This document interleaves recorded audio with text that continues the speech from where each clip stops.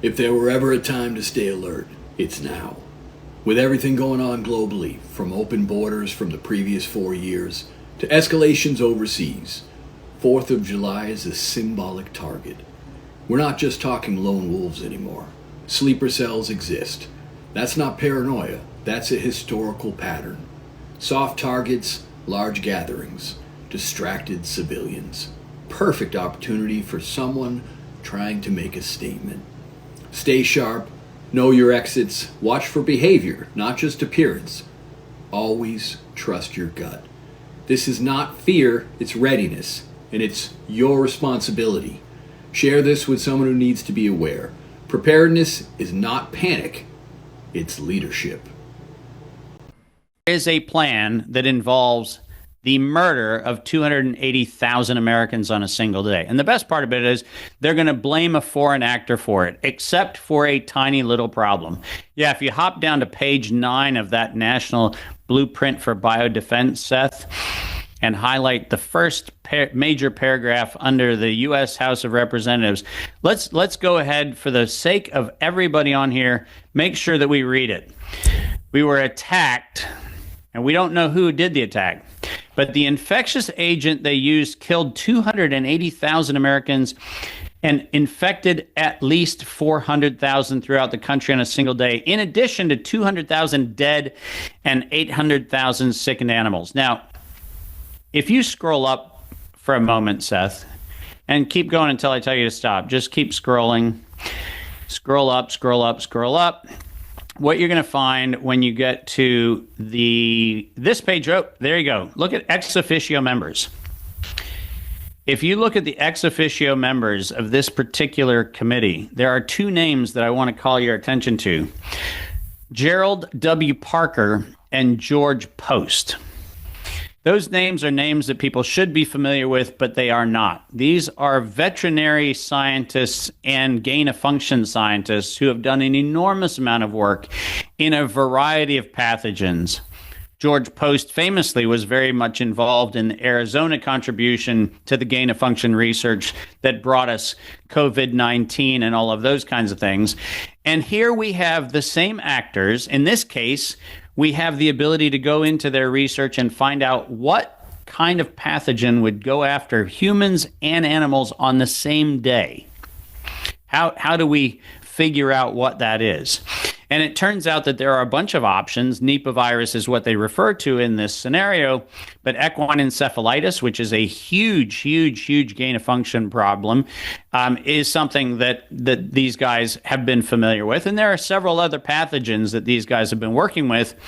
And the fact is that they're telling us that on July 4th, on the celebration of the 249th year of America in its formation, we are going to allegedly have a biological weapons attack.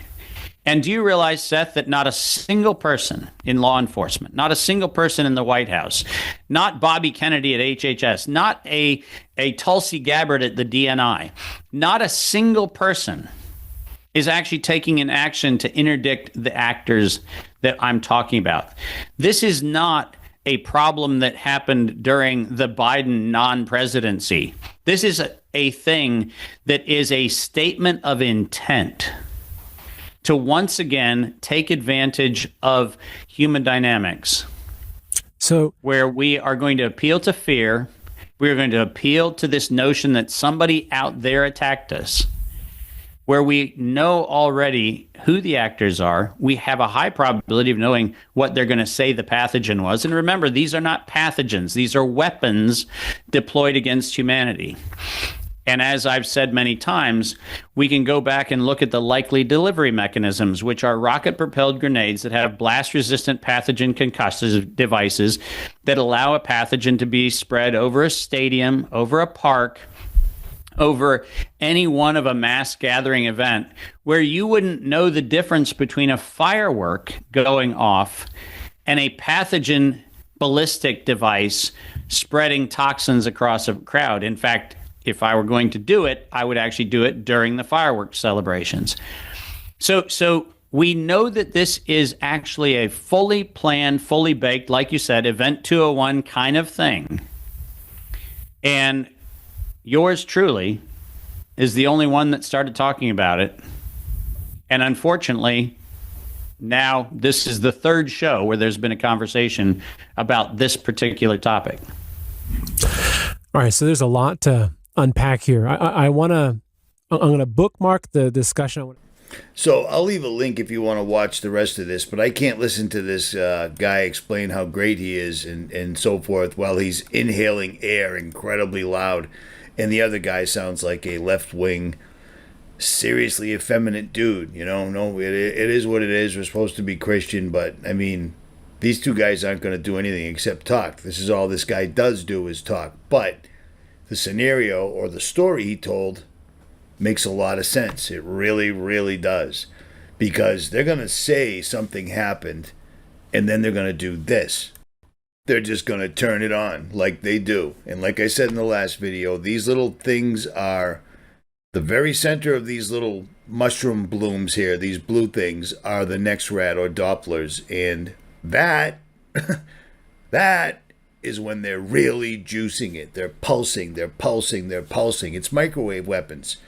It literally is. It's microwave weapons that are affecting us in so very many ways. But I believe with the perfect frequency, they can activate all the people that did not listen and went out and took the vaccines over and over and over and over and over again, and then still somehow got COVID, when to this very day, nobody I know, including myself, has even gotten the flu.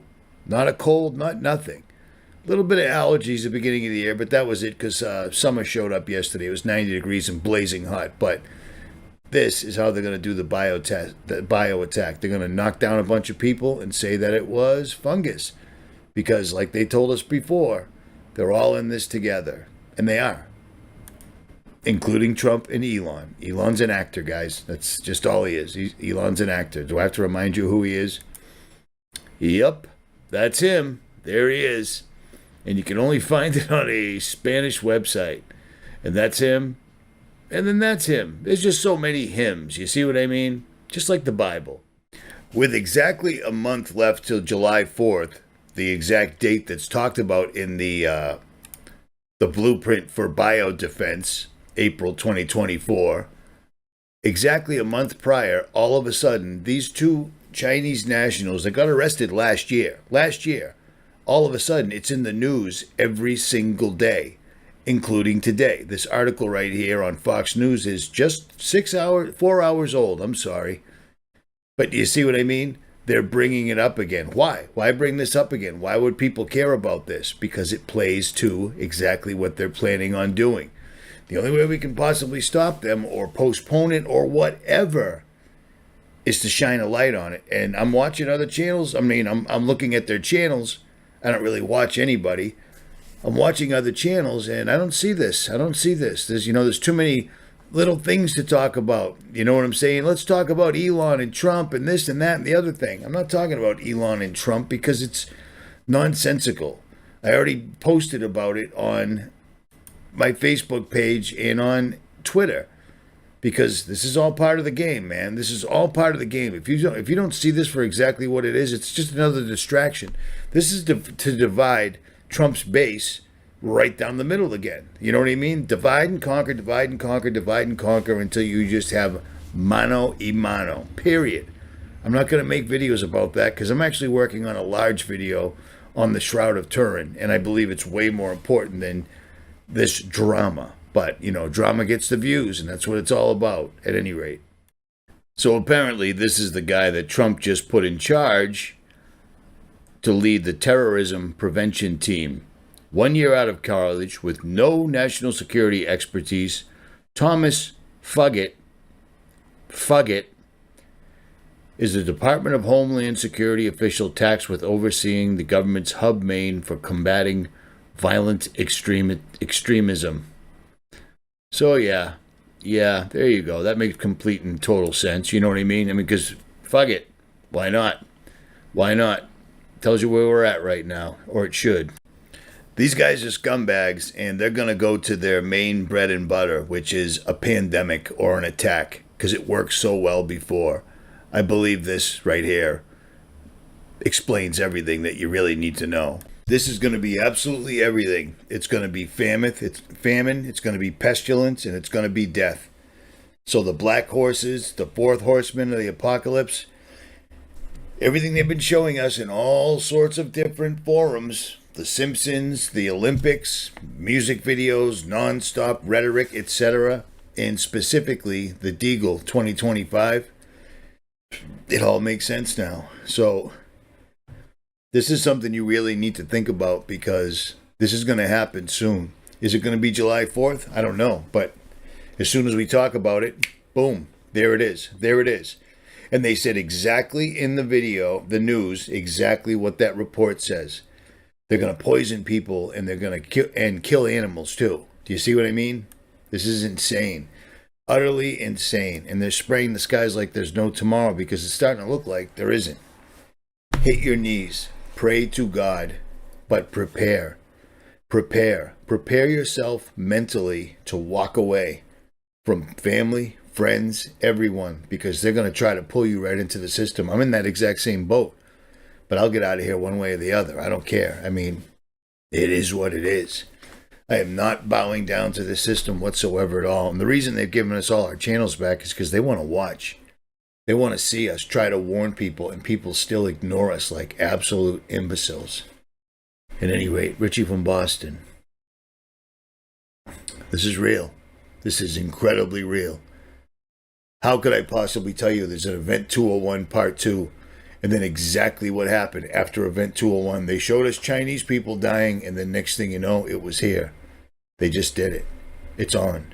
If you've been paying attention, on July 4th, there's supposed to be a bioterrorist attack. And it's legit. It comes out of this National Blueprint for Biodefense, which adds up to 161, flip it over, 191911, and 74 to 2025 is also 9/11. It's supposed to be the Nipah virus. Nipah adds up to 30, and that's concerning because 30 equals 57, and we know 57 is 5G, which 57 is also 44. But of course it comes from a bat, just like if you remember, COVID came from a bat, and in 2020 when COVID came out, what did they do? They had the bat coin, bat equals 5. Also just recently here in April or May, the Pentagon, pentagram equals 40, which was 5, which is why the Satan worshippers love the pentagram, equals 5. With the Pentagon on the front, came out with a concern about the Nipah virus. So is it going to happen? I don't know. But if it does happen, we know who did it, right? The 57 people. Who? The 57 people. It's not like they put 57 everywhere, because 57 is 5G, which is this familiar logo, but really because 5 is 24 and 7 is 20. So now you know. The Nipah virus equals 30, which equals 57. That's concerning. And July 4th is 9/11. And also we see that it equals 161, which is flipped over 9/11. So it's possible. But if it does happen, I want you to know who did it, right? The 57 people. Who are the 57 people? Well, I think you all know by now. Peace. Breaking news, DC is locking down. They're bracing for something big. Steel barricades are being erected right now around the White House and the U.S. Treasury building, and nobody's giving an official reason. Overnight, anti-scale fences started going up, the kind used when they expect major unrest. And here's what's coming. On June 28th, today, a massive anti-war rally is planned in D.C. against the U.S. action in the Middle East. July 4th, the No Kings 2.0 protest is set to hit the Capitol. It's anti-government, anti-globalist, and could draw huge numbers. There are also rumors flying around that a major political or legal announcement is coming, something that could trigger nationwide backlash. These aren't Independence Day party preparations. These are containment measures. This is what they use before unrest and riots, not fireworks. They're not telling us why, but history says one thing. When DC builds a wall, they're expecting a storm. Now be sure to let me know your thoughts in the comments, and make sure you follow along for more.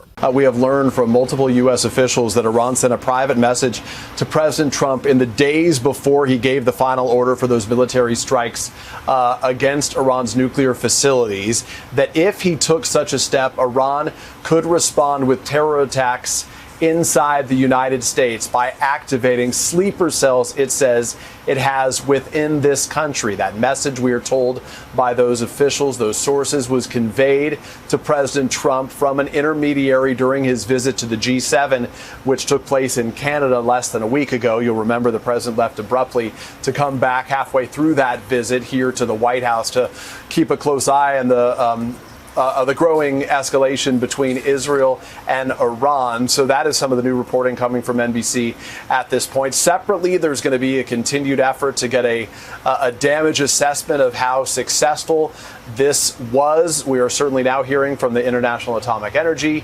Agency. The president himself in his initial remarks touted this as a success, we said, saying they totally and completely obliterated the nuclear sites. We heard more nuance in the assessment from the Joint Chiefs Chairman, who says that the U.S. was successful in delivering severe damage and destruction, but acknowledging that it's too soon to say exactly whether or not those sites were, in the president's words, obliterated. And beyond that, there are real questions, Eamon, about whether, in fact, some of the nuclear, the enriched uranium may have been moved to other sites and what Iran may have moved in advance of these strikes by the United States. The Department of Homeland Security warning of heightened threats in the U.S. after the airstrikes on Iran. The department says low-level cyber attacks against the United States networks are likely and warns the threat of violence would likely increase if Iranian leaders issue a religious ruling calling for retaliatory attacks against targets in the United States. A new bulletin also warned of the possibility of more anti-Semitic attacks across this country. In early 2024, a group of officials, scientists, and policymakers conducted a national simulation. The scenario? A coordinated bioterror event set to unfold on July 4, 2025, targeting multiple U.S. cities with fear, chaos, and disruption. They called it a preparedness drill, but those of us paying attention know these simulations have a pattern of becoming scripts. This video is not fear-based, it is a counter-program, a conscious effort to overwrite that timeline, using focused awareness, spoken word, and collective intention. If they can simulate destruction, we can simulate peace and make that real. What follows is not a warning, it is a declaration, a timeline of protection, one we choose, one we anchor, one we already live. Shall we begin? Today is July 4th, 2025. The air is clear, the land is calm, no chaos, no fear, no disease, only peace, only strength, only sovereignty. The power stays on. The water runs clean, the food is safe, the people are healthy and steady. Every plan made to harm fails, every attempt to divide falls apart, every shadow cast disappears in the light. New York City, Washington, D.C., Philadelphia, Chicago, Boston, Atlanta, Houston, Los Angeles, San Francisco, Seattle, Miami. Each city appears vibrant, protected, and untouched. No signs of fear or unrest. American flags hang quietly from balconies. Parks are filled with calm families, children playing, fireworks sparkling safely in the distance. The entire country radiates sovereignty, wellness, and divine stillness. We are protected. We are free. But let us be clear, this did not happen by chance. There were those who rehearsed our downfall, who ran simulations of sickness, of terror, of collapse, who believed fear could shape the future. But they forgot one thing. We're awake now. We are not passengers on someone else's timeline. We are the architects, the firewall. The energy they tried to bend has risen to stand still, not with panic, but with presence, not with dread, but with direction. Across every city, east to west, people stood in quiet power. No alarms, no running, just awareness like wildfire. We didn't fight fear, we outgrew it, we didn't react, we remembered that we have a right to calm, a right to clean air, a right to gather in joy without threat or theater. And so today we do. This is not their simulation. This is our reality, and we have already won.